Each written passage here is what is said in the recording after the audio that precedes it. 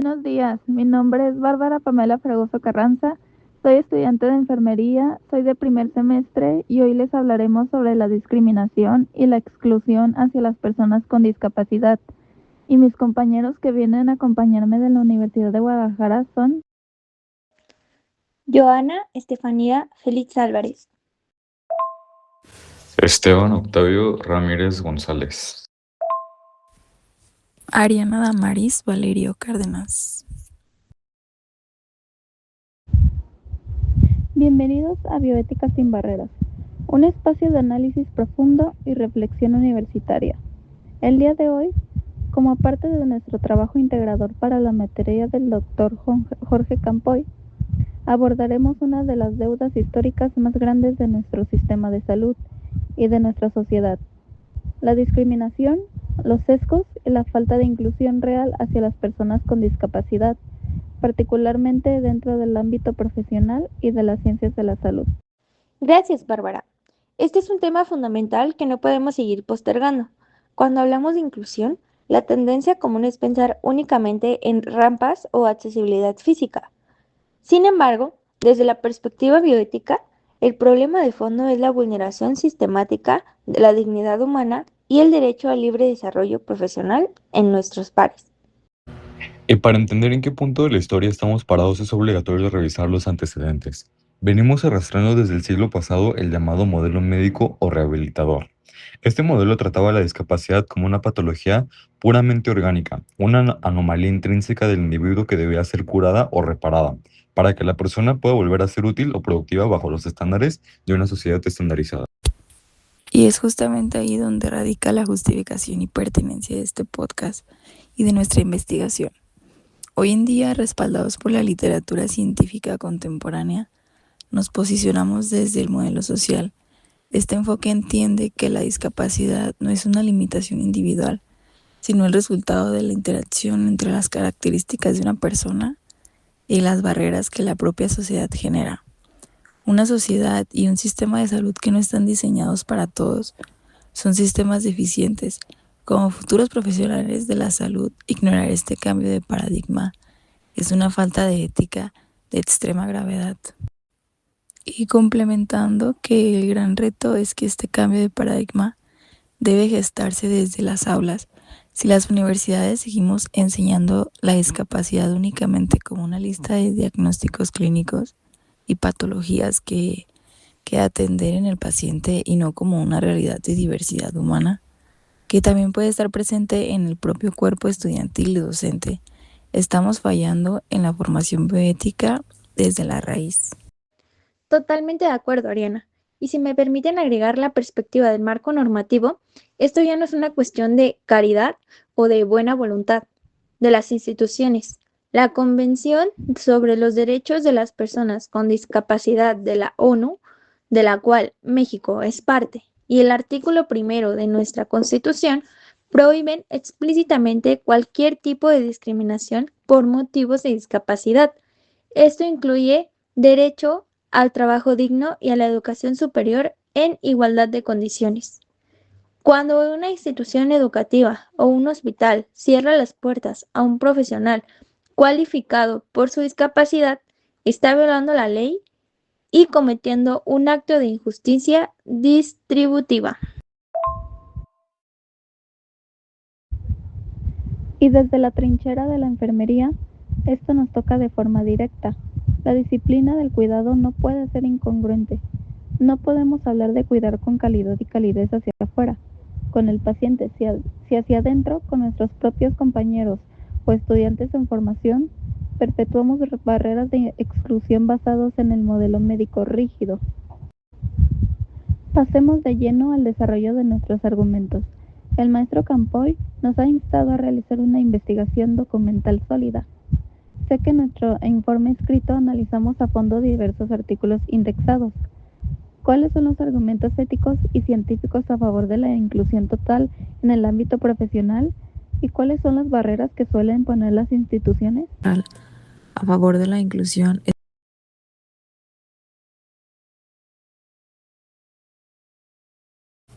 En la revisión bibliográfica que estructuramos para el informe, encontramos que el argumento ético central a favor de la inclusión es el principio de justicia distributiva. Las oportunidades de desarrollo profesional no deben asignarse en función de características biológicas o corporales normativas, sino en función de las capacidades intelectuales, la vocación y las competencias adaptadas. La literatura científica demuestra que la diversidad en los equipos de trabajo enriquece los procesos de toma de decisiones. No estamos hablando de cumplir con una cuota de inclusión para vernos bien. Hablamos de equidad real de oportunidades. Ligado a la justicia, el principio de autonomía es la piedra angular aquí. Un profesional o estudiante con discapacidad posee el derecho inalienable de elegir su proyecto de vida y ejercer su libertad profesional. Para que esta autonomía sea real, el entorno está obligado a proporcionar lo que legal y bioéticamente llamamos ajustes razonables. Negar estos ajustes, que son las modificaciones necesarias y adecuadas que no impongan una carga desproporcionada, es una forma de coacción sistémica. Le estás quitando a la persona las herramientas para decidir sobre su propio destino. ¿Qué es lo que dicen las instituciones o los comités cuando niegan estos accesos? ¿Cuáles son las barreras y cómo las desmantela la evidencia científica? La barrera clásica es la economía. Muchas instituciones alegan de inmediato la falta de presupuesto para infraestructura o para la adquisición de tecnologías asistivas. Dicen es que remodelar del área o adaptar el software es incosteable. Sin embargo, los estudios económicos y de salud pública demuestran que el costo de la exclusión, es decir, la pérdida de talento humano calificado y la dependencia económica que el propio Estado genera al aislar a estas personas, es infinitamente mayor a largo plazo que la inversión inicial en accesibilidad universal.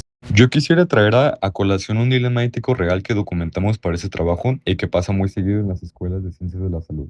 Supongamos el caso de un estudiante con hipoacusia, es decir, la pérdida auditiva moderada o severa, que aspira a ingresar o hacer prácticas en un área crítica. El comité institucional suele rechazarlo de inmediato bajo el argumento del riesgo laboral o la seguridad del paciente, alegando que no debe escuchar las alarmas de los monitores o las indicaciones verbales rápidas en una emergencia. Se asume el sesgo de que son propensos a cometer más errores. Y ese sesgo es completamente falso cuando lo contrastamos con la ciencia. La evidencia científica calificada por organismos como la Organización Internacional del Trabajo demuestra que cuando los entornos laborales cuentan con los ajustes razonables adecuados, los índices de seguridad de las personas con discapacidad son iguales o incluso superiores al promedio de la población. Para el caso que menciona Esteban, hoy en día existen estetoscopios visuales, sistemas de alerta por vibración y software de transcripción instantánea que anulan por completo ese supuesto riesgo. El riesgo no es la condición de la persona, el riesgo es la obsolencia de la institución que no se actualiza. Así es, y desde la perspectiva de la educación superior, cuando un comité de administración o un profesor le dice a un alumno, tú no puedes estudiar enfermería porque te cuesta trabajo desplazarte o porque no escuchas al 100%, lo que están haciendo es ahorrarse el esfuerzo para rediseñar su práctica docente. Es una postura cómoda que disfraza la discriminación de protección al paciente. Exacto, Ariana. Legalmente, el concepto de carga desproporcionada o indebida tiene criterios muy estrictos. Una institución pública o de salud no puede simplemente decir no tengo dinero, sin demostrar de forma financiera y jurídica que realizar la adaptación colapsaría su operación. La mayoría de las veces no es un impedimento económico real, sino una barrera actitudinal y arquitectónica protegida por la burocracia. Y aquí es donde invocamos el principio de no maleficencia. Primum non nocere. Primero, no hacer daño. Si nosotros, como creadores de políticas de salud o como administradores de hospitales, mantenemos vigentes procesos de selección o entornos físicos que sabemos que de antemano van a excluir a alguien por su diversidad funcional, estamos infligiendo un daño activo, consciente y sistemático a su proyecto de vida. No actuar ante la exclusión es una forma de maleficencia pasiva. Es decir, la supuesta protección al paciente no puede utilizarse como un escudo ético para discriminar al colega, sobre todo cuando la tecnología y la ciencia ya resolvieron la barrera técnica. Entremos ahora al tercer bloque de nuestro programa, que toca las fibras de nuestra propia disciplina. Como futuros profesionales de enfermería, ¿cómo nos impacta directamente esta falta de inclusión? ¿Y qué pierde o qué gana la enfermería clínica al enfrentarse al modelo social? Nos afecta en el núcleo mismo de nuestra identidad profesional. Quienes estamos en el día a día de las prácticas clínicas, sabemos perfectamente cómo es el entorno actual de los hospitales. Enfrentamos una cultura sumamente rígida. Las centrales de enfermería están diseñadas con mostradores altos e inaccesibles. Los pasillos suelen estar obstruidos por camillas o equipos tecnológicos. Y organizativamente, los esquemas de turnos extenuantes de 12 o 24 horas no contemplan la salud ergonómica de nadie, mucho menos de alguien con una diversidad motriz.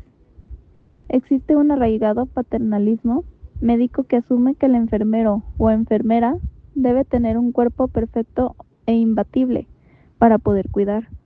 Si el propio sistema de salud colapsa la salud de sus trabajadores, estamos cayendo en una contradicción bioética brutal. Esa contradicción golpea de lleno a nuestro principio rector, la beneficencia. En enfermería nos enseñan que no solo cuidamos cuerpos o patologías aisladas, cuidamos personas de forma holística, respetando su entorno y su dignidad. Si el sistema de salud expulsa o margina a los enfermeros y enfermeras con discapacidad, nos estamos perdiendo de una perspectiva humana insustituible. La experiencia vivida de transitar por barreras genera en el profesional una resiliencia, una empatía y una comprensión del sufrimiento y de la adaptación corporal que no se aprende en ningún otro libro de texto. Esa visión enriquece sustancialmente el cuidado clínico y, en especial, el cuidado paliativo. El impacto, por ende, es completamente sistémico. Cuando un hospital se niega a realizar un ajuste razonable para un colega con una discapacidad motriz o sensorial, perpetúa el mensaje oculto en el que el hospital es solo para los sanos. Reforzando el estigma, el entorno hospitalario actual se agrega bajo un modelo médico que violenta tanto al profesional que trabaja, ahí como al paciente que ingresa. Me gustaría ligar esto con el impacto directo con el paciente. La investigación académica de enfermería bioética sugiere algo fascinante. La inclusión de profesionales con discapacidad mejora la adherencia al tratamiento y los resultados de salud de los propios pacientes. ¿Por qué? Porque rompe del tajo con el paternalismo médico tradicional. Cuando un paciente que acaba de sufrir una amputación, un evento cerebrovascular o que vive con una condición crónica va a entrar a su enfermero o enfermera manejando su propia diversidad funcional. Con tal profesionalismo y autonomía, el paciente experimenta un proceso de empoderamiento inmediato. Se ve reflejado en un igual que posee el conocimiento científico para cuidarlo, rompiendo la simetría del poder clínico. Totalmente. Los artículos que revisamos para las referencias del Dr. Campoy demuestran que la representatividad en el personal de salud reduce la ansiedad del paciente y mejora la comunicación terapéutica. No se trata solo de un derecho del enfermero a trabajar, sino un beneficio directo para la calidad de atención del usuario. Ahora, compañeros, aterricemos esto en nuestra realidad inmediata. Antes de llegar a ser enfermeros clínicos en un gran hospital, pasamos por las aulas universitarias y por los campos clínicos como estudiantes. ¿Cómo se vive esta problemática desde nuestra etapa formativa? Es un punto crítico, Bárbara. Los planes de estudio de las licenciaturas en enfermería y los criterios de selección de los hospitales escuela deben reformarse con urgencia bajo el enfoque de derechos humanos. Muchas veces las universidades rechazan perfiles desde el examen médico de ingreso basándose en criterios obsoletos del modelo médico. Es ahí en la academia donde debe comenzar la cultura de la inclusión, capacitación a los docentes para realizar adecuaciones curriculares y exigiendo a los hospitales sedes que respeten los derechos de los estudiantes en formación. Si no enseñamos diseño universal en la escuela, no podemos exigirlo en los hospitales. Así es, los alineamientos de evaluación académica deben transitar hacia la flexibilidad, Evaluar la competencia de un alumno de enfermería no debe significar medir si puede hacer un procedimiento exactamente de la misma forma física que los demás, sino evaluar si el resultado clínico final es seguro, eficaz y centrado en el paciente, utilizando los apoyos técnicos que requiera. Exacto. Si desde la universidad no aprendemos a exigir entornos accesibles y a respetar las capacidades de nuestros pares, cuando lleguemos a ser jefes de piso o administradores de los servicios de salud, replicaremos las mismas conductas de exclusión que hoy estamos criticando en este trabajo. Hemos cubierto un terreno sumamente amplio, desde los fundamentos históricos de los modelos de la discapacidad, pasando por los principios bioéticos de justicia, autonomía y no maleficencia, hasta llegar al impacto pragmático en el quehacer diario de la enfermería y la formación académica. Ha llegado el momento de cerrar este episodio con nuestras conclusiones de corte analítico y personal, vinculadas directamente con los argumentos expuestos en nuestra investigación escrita. Iniciamos la ronda de reflexiones finales. Mi conclusión definitiva es que la bioética no puede quedarse estancada en abstracciones teóricas dentro de un aula. La verdadera bioética se mide en la práctica cotidiana y en nuestra capacidad de incluir y validar al otro. El modelo social de la discapacidad debe transformarse en nuestra norma de conducta deontológica, inapelable. Si la enfermería es la ciencia del cuidado humano, el cuidado debe empezar por defender los derechos éticos de quienes ejercen la profesión. Yo concluyo firmemente que la inclusión no es una opción sujeta a presupuestos o criterios de comodidad institucional. La inclusión es un derecho humano fundamental como profesionales. Somos los arquitectos de ese derecho, derribando las barreras arquitectónicas y mentales que nos... La reflexión final, basada en la rigurosidad científica de este proyecto, es que la verdadera discapacidad no reside en los cuerpos de los individuos, sino en un sistema de salud educativo que se niega rotundamente a evolucionar y adaptarse. La evidencia científica calificada respalda y demuestra de manera irrefutable que la diversidad en los equipos de salud nos hace mejores científicos, mejores clínicos y una sociedad éticamente más sana. Desde la perspectiva de la práctica clínica, concluyo que la enfermería del futuro debe ser inclusiva o no será enfermería. Urge humanizar los entornos hospitalarios y de gestión, erradicando el paternalismo corporativo para permitir que el talento, la empatía y las competencias adaptadas de nuestros colegas con discapacidad enriquezcan la calidad existencial en el piso hospitalario. Por mi parte, también concluyo que la ley y los tratados internacionales ya nos dan las herramientas jurídicas necesarias.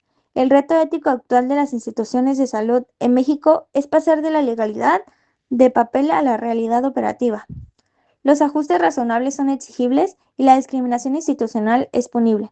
La justicia distributiva debe ser el eje rector de toda política pública sanitaria. Mi conclusión es que las áreas reales y la evidencia empírica nos demuestran que las limitaciones más difíciles de vencer no son las físicas, sino las barreras actitudinales impregnadas de prejuicios. Cuando derribamos el miedo y el estigma, el profesional de enfermería con una discapacidad se convierte en un motor instituible de empoderamiento y educación para la salud de la población. Yo cierro concluyendo que las universidades tenemos la máxima responsabilidad ética en esta transición. No podemos seguir formando profesionales bajo un modelo de salud excluyente. La conclusión debe ser un eje transversal en los planes de estudio de enfermería, garantizando que las aulas sean espacios accesibles donde el conocimiento y la vocación pesen más que cualquier limitación física. Muchísimas gracias a todo el panel por este extraordinario debate de altura académica. Queremos recordar a nuestra audiencia y al maestro Jorge Campoy que este podcast es solo el reflejo hablado de una exhaustiva investigación documental plasmada en nuestro informe integrador de 5 cuartillas. Esto fue un trabajo dedicado para la materia de bioética y universidad. Muchas gracias por acompañarnos y recuerden, una sociedad bioética es una sociedad sin barreras. Hasta la próxima.